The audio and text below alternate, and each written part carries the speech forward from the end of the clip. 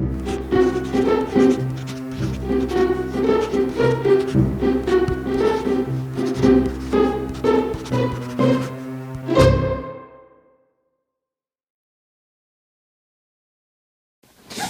guys, what's up? How's it going? This is Easy Things to Draw. I've been on vacation. I haven't been around, but I wanted to put up this video really quick. The next video is going to be about my, about my vacation, kind of in a way. I'm going to talk about it, and because I did an out and about over there, I went I'll tell you where, but check out the next video. Hopefully, it'll be the next video that'll do it.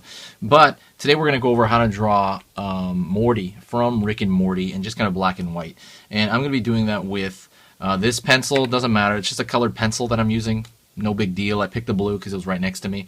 And I'm going to be using this Micron to kind of ink it to really kind of like show on the paper. It's a Micron 08, Pigma Micron 08.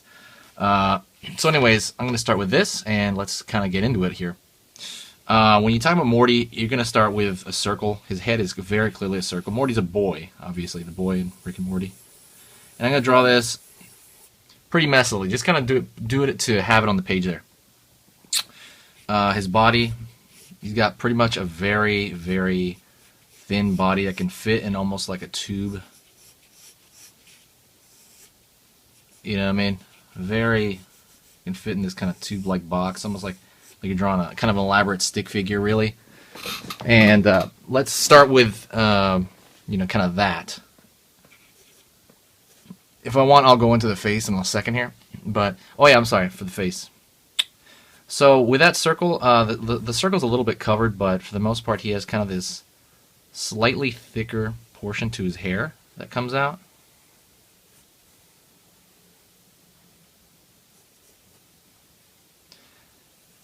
And again, I'm doing this very quickly, but then I'm going to throw a piece of paper over it and I'll show you what I'm talking about. The ears are basically a bump. His eyes, he has very Simpson-y looking eyes.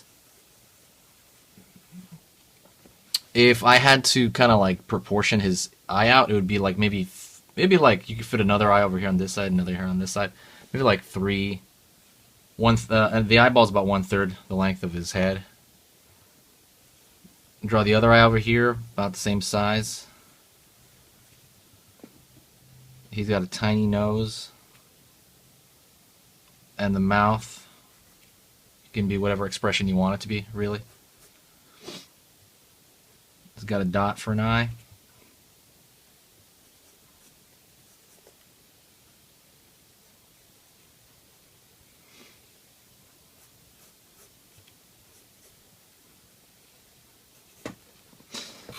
That's pretty much so far the structure of his head.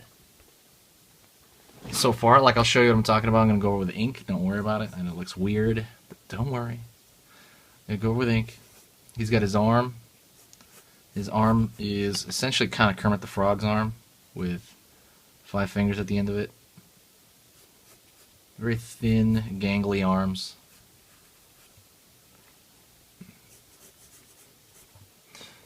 He's got kind of a long shirt. It could even be a little longer than that. Again, he's got some spindly legs. I put a slight bend in them. And that's to create some very minor dynamic.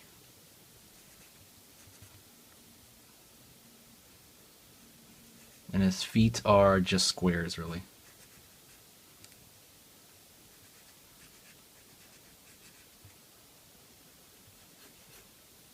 So you're pretty much just squares. So that's the basic framework of him. And what I'm going to do is I'm going to put a piece of paper over this, and I'm going to go over it kind of briefly again with ink. And I'll talk you through it. But this is his basic structure. If you break it up to simplistic forms. This paper is normal, by the way. It's normal printing paper, because I always get that question. I should make a frequently asked questions section. So I threw a piece of paper over him where I can barely see him, right? And what I'm going to do is I'm going to go over this time with ink, with this particular ink I chose.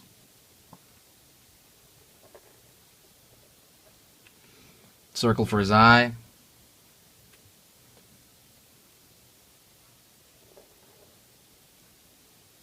Circle for his other eye.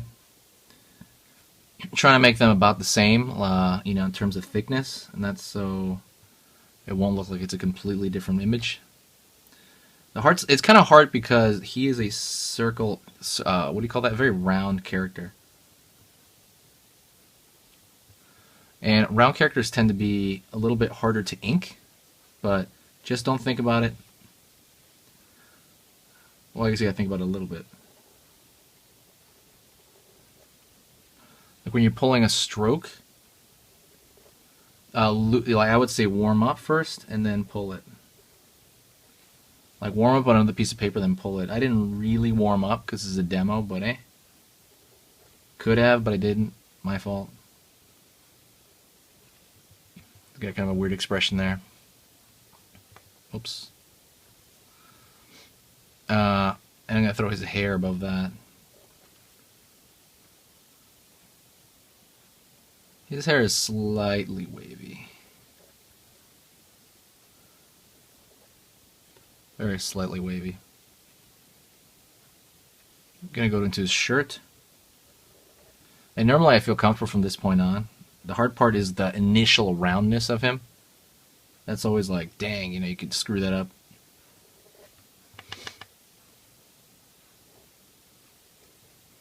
His shirt right here. It's also a less important area. Pulling down entirely into his hand. You remember his character is kind of a dork, really. I know he's supposed to be like not intelligent, kind of a dork.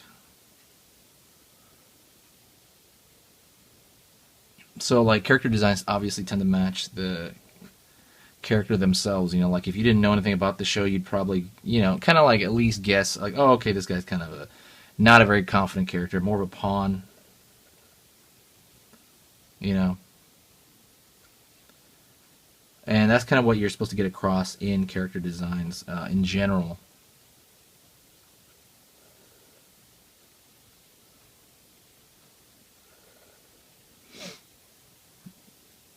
And everything about this type of drawing is very simple, and don't be deceived by it. It's obviously better for animation purposes, but it's simple in the way that it's also easy to mess up. Because I've heard people that don't draw will be like, "Oh yeah, draw SpongeBob, that's easy," and I'm like, "Well, that's a lot. There's kind of a lot to that." It's so simple that you could very easily screw it up. There's when something's more complex, it's a little bit, you can fudge it a little bit and it won't be that big of a deal. And what I'm going to do with this guy now is I'm going to do what I usually do, which is take this same pen, just kind of throw a little bit of an extra thick line on the contour, and I want to contain the shape underneath. I think that's an attractive thing, and I've been saying it throughout this channel. This is just something that I do. You don't have to do it. It's just something I like, personally. With pretty much every type of drawing, really. Even sometimes in painting. Even in painting, I try to completely, I try to take out the line in painting, actually.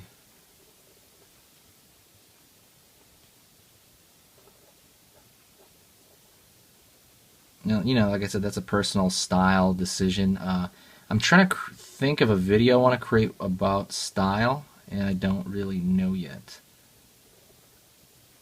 Not really sure how I would kind of make that come across. There's so many guys that did it amazingly already, so I'd have to really, kind of think of something new to throw into it.